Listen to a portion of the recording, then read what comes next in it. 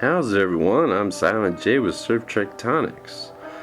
In Star Trek Discovery, what transpired with the Klingon War during 6 months that passed between episode 2 and 3 after the Battle of the Binary and Context is for Kings?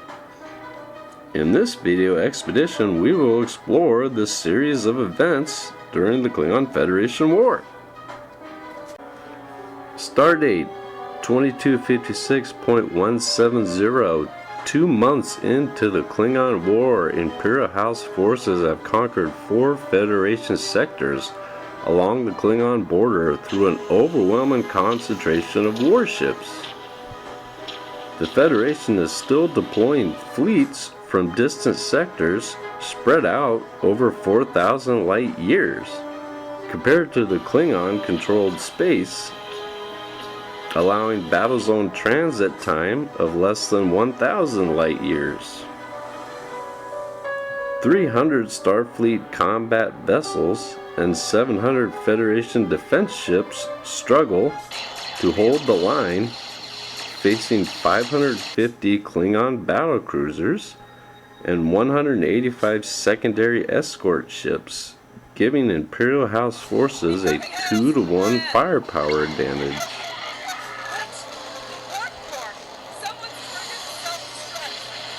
Starfleet Command employ a tactical withdrawal strategy of mobility and maneuver skirmishes, sacrificing star systems for time to consolidate forces from starships, pushing high warp, slowly increasing fleet strengths.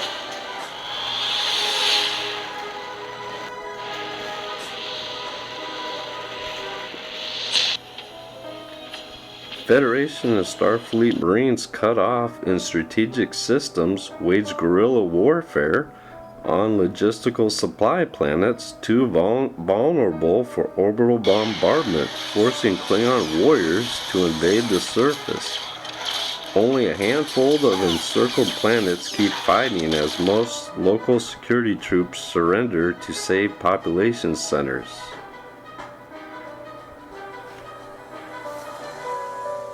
The Klingons mass their attack fleets together to negate the extreme Federation sensor networks, covering essential warp lanes and strategic systems. One by one, member worlds succumb to the sledgehammer Klingon blitz, while Starfleet battle groups can only slowly advance through hit-and-run maneuver raids to avoid attrition-based losses.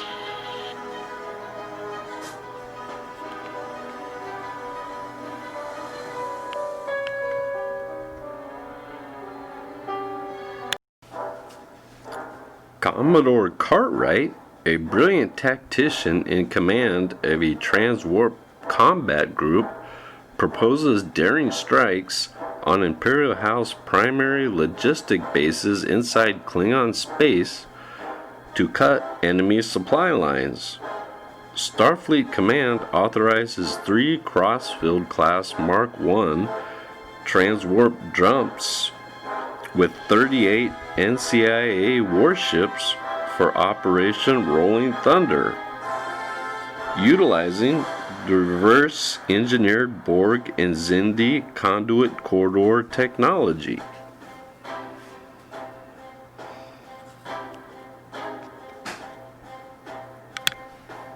The Federation Security Service recently obtained sensor data from a long-range stealth RECON ship indicating a Klingon planet in an uncharted system with a multiphasic magnetic field rotation, allowing time dilation to pass twice as fast on the surface compared to regular space.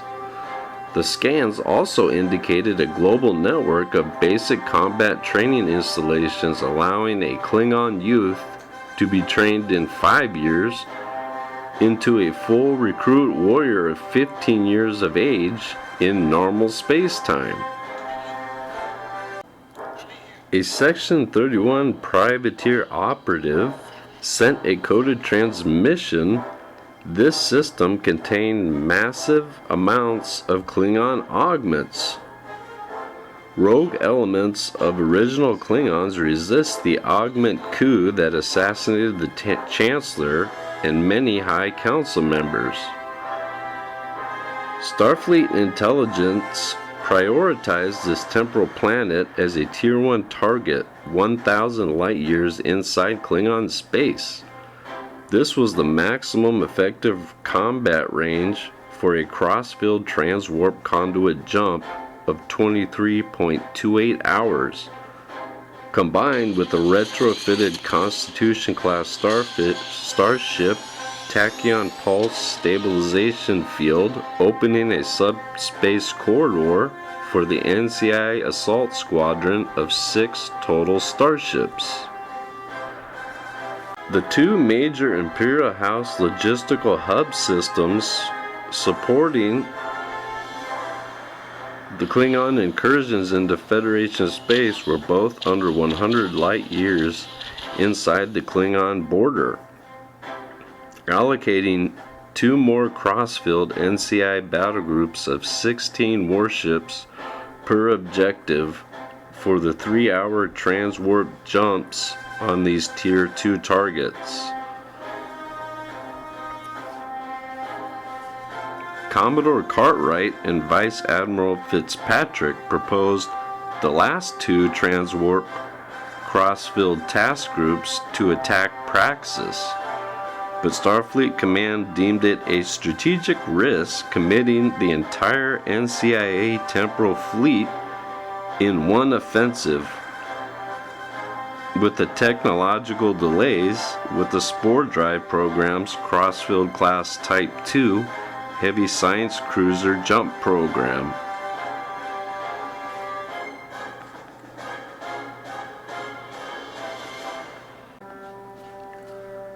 Phase 1 of Operation Rolling Thunder.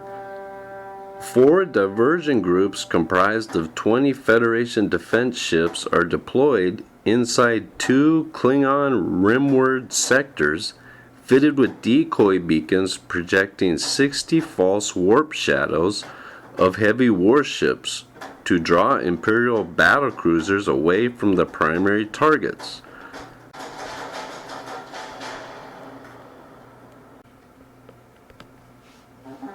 Stardate 2256.189. Operation Rolling Thunders begins as the 20 defense ships launch from staging points for 24-hour warp transit inside enemy space, lighting up Klingon advanced warning detection grids. 70 Imperial House warships take the bait and are diverted to intercept the 60 warp shadows of Starfleet cruiser decoys. The 310th Battle Squadron successfully drops out of the 1,000 light-year transwarp corridor and bombards the multiphasic planet with 300 drone missiles and tri-cobalt torpedoes, destroying the atmosphere, making the planet uninhabitable. Klingon battlecruisers immediately swarmed the NCIA ships, destroying the Shiva-class missile cruiser and severely damaging the Crossfield and Constitution-class cruisers, preventing the transwarp escape jump. The 3 Intel Science destroyers warp away, engaging in stealth mode. The Crossfield Mark I cruiser is destroyed by torpedo barrages, as the Saratoga sustains heavy damage and is able to engage low warp, but is overrun by a bird of prey squadron and destroyed.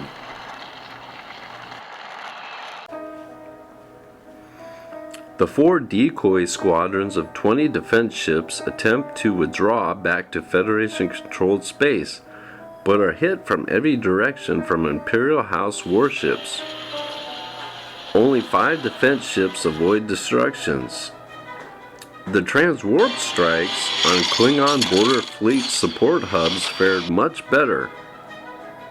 The 311th NCIA Assault Wing stealth mode achieved complete surprise on Khitomer's planetary defenses. The 10 Intel Science Destroyers hit command and control centers as the 2 Shiva missile cruisers bombarded supply facilities across the planetary surface, while the Constitution and CROSSFIELD destroyed Klingon defense ships near the planet. Only 1 Intel destroyer was lost as the attack wing jumped through the TRANSWARP corridor back to Federation space. The 319th Tactical Wing had similar success, destroying all 10 orbital dock stations and 15 Imperial House vessels around Morskov 4, with Starfleet losing 2 destroyers. Operation Rolling Thunder was an overwhelming tactical victory for the Federation, permanently depriving Klingon House factions of the ability to rapidly produce augment warriors, rendering the multiphasic planet uninhabitable, with estimates of over 1 million Klingon eugenics recruits eliminated. Khitomer's planetary logistical support facilities were completely destroyed, along with all 10 dock stations orbiting Morskov 4. Additionally, 12 Imperial warships and 23 transport vessels had been destroyed. Federation losses were light in comparison: 1 CROSSFIELD cruiser, the Saratoga, 1 Shiva missile cruiser, and 3 Intel Science Destroyers, along with 10 Federation defense ships, were lost in action.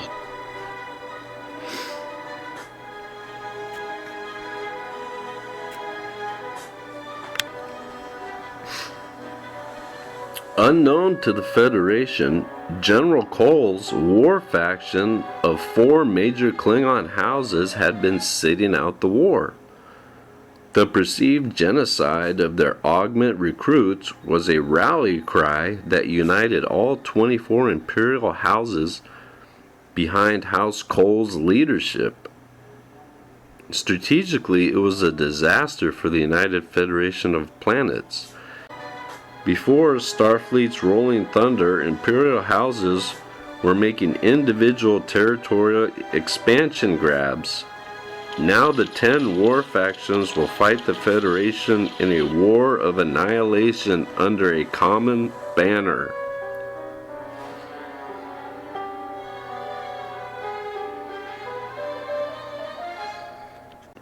Thanks for watching, and if you enjoyed my fan fiction of Star Trek Discovery Klingon War, feel free to like, dislike, comment, or even say how much you thought it sucked, or just keep thumbing it down till you get a bunch of thumbs down. Or if you're really ambitious, you can even subscribe. It's free. I accept credits, but I don't accept insectoid credits. Have a good morning, afternoon, day, night, brunch, dinner, breakfast, lunch, on whatever corner of the planet you stay. Stay the kind. Peace.